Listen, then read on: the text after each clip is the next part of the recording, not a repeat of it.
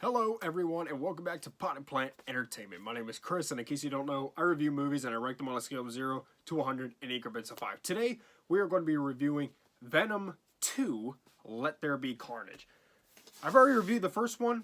That was my last review and I think my last video as well. So that's on the channel if you want to check it out. But let's talk about Venom, Let There Be Carnage. So it stars Tom Hardy, Woody Harrelson, Michelle Williams, and Naomi Harris. It was directed by Andy Serkis and it was produced by Jonathan Cavendish, Howard Chen, Edward Cheng, Ruben Fleischer, and Barry H. Waldman. And in this movie, Venom and Eddie Brock are kind of at odds with each other because Venom wants to eat heads, people's heads, and Eddie's like, nah, bro, you can't do that. It's wrong. And so they get in a big fight, and a serial killer escapes from prison. He becomes Carnage, which I won't tell you how because that's kind of a spoiler. And they gotta team up again to go stop him. I was kind of looking forward to this because the first one I liked, but I don't love it. And I was hoping that I would just go to this one and it would be better than that, and it would be a lot of fun. If you had to ask me, I would say that the first Venom was probably a better, well-rounded film, but this one was definitely a lot more fun. I probably like this one a little bit more. But let's just jump into my pros and cons with this. So one thing, the special effects are great. Venom looks awesome, and so does Carnage. Carnage looks really, really cool. I love what they did with him. It's a very funny movie. The best part of like both these movies is the banter between Eddie Brock and Venom. And this movie has a lot of it, and it's really, really good. It's really entertaining. Also, I talked about this in the first one, in my review for the first movie as well. Tom Hardy has such good chemistry with this thing that isn't there. Like, you know that like Venom, you know, it's just CGI and like they got voice actors and stuff, but he has such good chemistry with something that he isn't actually acting with. So you got to give him props for that because he's really good. He's really good in both these movies. I also really appreciated how this movie doesn't like constantly cut away from Tom Hardy, because I just kept thinking like when I was watching, it's like, he gets so much screen time in this, and I just kept thinking, like, how annoying would it be if, like, there was constant, like, subplots and stuff in this movie? And it doesn't really have any subplots, really, so that's definitely a plus for me. Also, the villains are fun. It's got Carnage and Scream in it. It's a very silly movie. It's a self-aware movie. So it knows what it is. And also, I forgot to mention, I'm going to talk about a spoiler at the beginning of my pros and the beginning of my cons. The cons one isn't really much of a spoiler, but it kind of is. But this one is a major spoiler. So if you want to skip like 10 or 20 seconds in the video, there's your warning. I want to talk about the mid-credit scene in this movie. Now, there is no post-credit scene in the movie, but there is a mid-credit scene.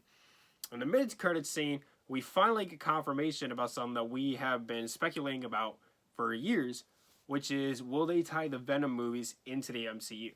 Well, now we have our answer. Yes, they are. He is going to have a movie with Spider-Man, and we're probably going to see the two of them fight. And I'm really looking forward to that. That's going to be awesome. So, kudos to them for actually doing that, because that is something we all wanted to see. So, and it's finally happening. So, that's really awesome. Now let's go ahead and jump into my cons. So, this isn't a spoiler, because this happens like within the first 3 minutes of the film. But Scream is being transported like in a prison van.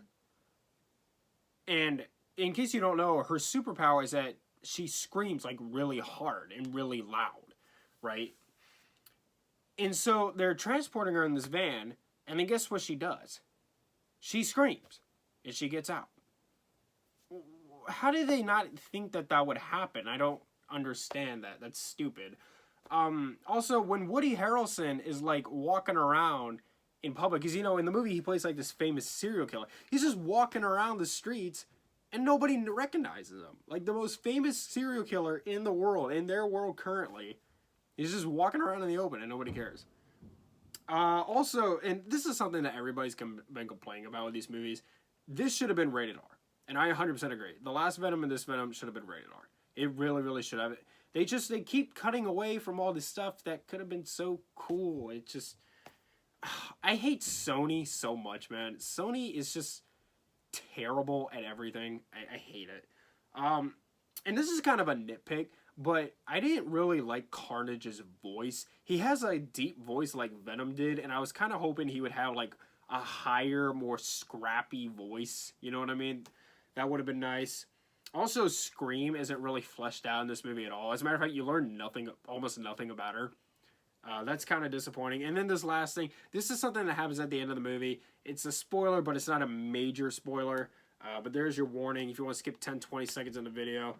At the end of the movie, like during the big climax, Scream suddenly turns against Carnage for like no apparent reason.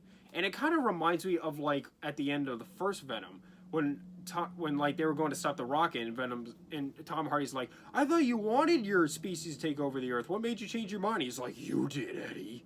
You did. And then you're just left sitting there like, well, what is it that he did that made you change your mind? It's the same thing here. She just suddenly has this change of heart for like no apparent reason. But I still really enjoyed this movie. I'm going to give Venom Let There Be Carnage a 75. Same rating I gave the first one. The first one, like I said, is probably a slightly better film, but this one's a lot more fun, so I'd probably rather watch this one. So, for those reasons, I gave it the same rating.